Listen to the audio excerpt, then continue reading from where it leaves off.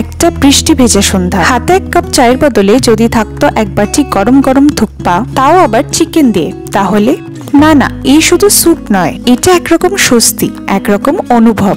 মাঝে মাঝে এমন একটু খাবার দরকার যেটা শুধু পেট নয়, আত্মাকেও আরাম দেয়। আজ আমি শেয়ার করব আমার ঘরের কিচেনে তৈরি সেই স্পেশাল চিকেন থুকপার রেসিপি, যা খেতে যেমন হালকা তেমনই স্বাদে রিচ আর অ্যারোমায় একেবারে লাজবাব। তবে এটা কোনো রেস্টুরেন্ট ভার্সন নয়, এই ভার্সনে থাকবে নিজের ছোঁয়া, নিজের টুইস্ট, এক্স্যাক্টলি যেটা আমরা হোমমেড অথচ হাই ফ্লেভার বলি। আর এই রেসিপিটা খুব বেশি ঝঞ্ঝাটের নয়, ফ্লেভার থাকবে, ক্লাস থাকবে, কিন্তু খুঁটিনাটির মাঝে হারিয়ে যাবেন না, আমি পাশে আছি।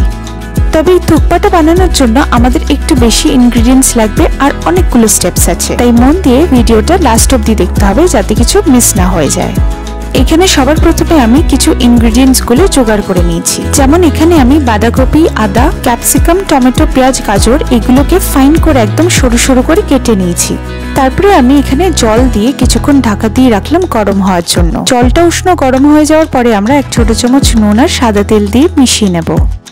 তারপরে নুডলসটাকে দিয়ে দেবো সেদ্ধ হওয়ার জন্য। আমি এখানে একদম সরু নুডলস ব্যবহার করেছি। এখানে যখন নুডলসটা হাফ সেদ্ধ হয়ে যাবে তখনই আমরা জল ঝরিয়ে নেব, কারণ আমরা যখন থুকপা বানাবো তখন নুডলসটাকে দিয়ে আবার কিছুক্ষণের জন্য ফুটাতে হবে, তাই নুডলসটাকে ঝরঝরে রাখার জন্য একটু আগেই নামিয়ে নেব।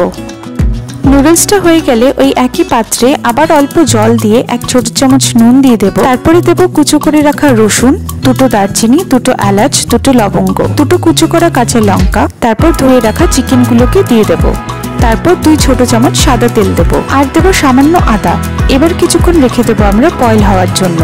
আমি এখানে সামান্য গোলমরিচ দিচ্ছি নামানোর আগে, তাহলে কি হয় না, গন্ধটা খুব সুন্দর আসে আর একটা হালকা ঝাঁঝ থাকে, তার জন্য খেতে বেশ ভালো লাগে। কিছুক্ষণ পর যখন দেখবেন চিকেনটা সেদ্ধ হয়ে এসেছে, তারপরে জল ঝরিয়ে তুলে নেব এবং এটার সাথে দারচিনি, এলাচ, লঙ্কা এগুলো আমরা জল ঝরিয়ে তুলে নেব। আর এই জলটাকেও একটা আলাদা বাটিতে ঢেলে রাখবো আমাদের পরে ইউজ করার জন্য। এবার সিদ্ধ করে রাখা চিকেনটাকে ঠিক এরকম ভাবে আমি টুকরো টুকরো করে নিলাম। তবে খেয়াল রাখবেন চিকেনটা গরম থাকলে আপনারা একটা ছুরির সাহায্যে টুকরো করে নেবেন।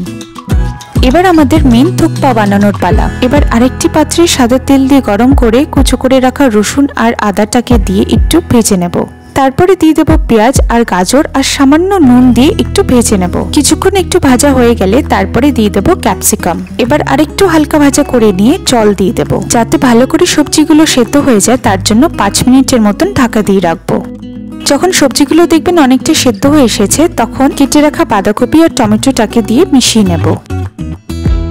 তারপরে দেবো কুচো করে রাখা লঙ্কা, চিকেন আর সামান্য নুন। এবার কিছুক্ষণ উল্টে পাল্টে ভালো করে মিশিয়ে নিয়ে চিকেন সেদ্ধ করার সময় যে জলটা আলাদা করে রেখেছিলাম সেটা এখানে দিয়ে দেবো। তারপরে হাফ সেদ্ধ করে রাখা নুডলস গুলোকে এখানে দিয়ে দেবো। এবার ভালো করে পুরোটা মিশিয়ে নিয়ে সামান্য একটু গোলমরিচ দিয়ে দেবো। তারপর 5-7 মিনিট ফুটতে রেখে দেবো। যখন দেখবেন রান্নাটা একদম শেষের দিকে, তখন সামান্য একটু চিনি দিয়ে ভালো করে মিশিয়ে নেব। চিনিটা দিলে কি হবে, রান্নার যে টেস্টটা ভালোভাবে ব্যালেন্স হয়ে যাবে। তবে খেয়াল রাখবেন বেশি চিনি না পড়ে যায়, সামান্য একটু হলেই যথেষ্ট। এই রেসিপিটা যেমন সিম্পল তেমনই স্যাটিসফাইং। একটু সময় দিলেই নিজের রান্নাঘরে তৈরি হয় সেই কমফোর্টিং খাবারটা যেটা আমরা রেস্টুরেন্টে খুঁজে বেড়াই। কি ভাবছেন বাইরে বৃষ্টি থামবে কখন? বৃষ্টি তো থেমে যাবে, কিন্তু থুকপার স্বাদটা এটা থেকে যাবে অনেকক্ষণ। এই রেসিপিটা যদি ভালো লেগে থাকে তাহলে একটা লাইক করে প্রিয়জনদের সাথে শেয়ার করে দেবেন। আবার দেখা হবে 1 কাপ চা, 1 বাটি রেসিপি আর একটুখানি আপন মনে কথা নিয়ে। ততক্ষণ বৃষ্টি উপভোগ করুন আর নিজের জন্য একটা ভালো কিছু বানান।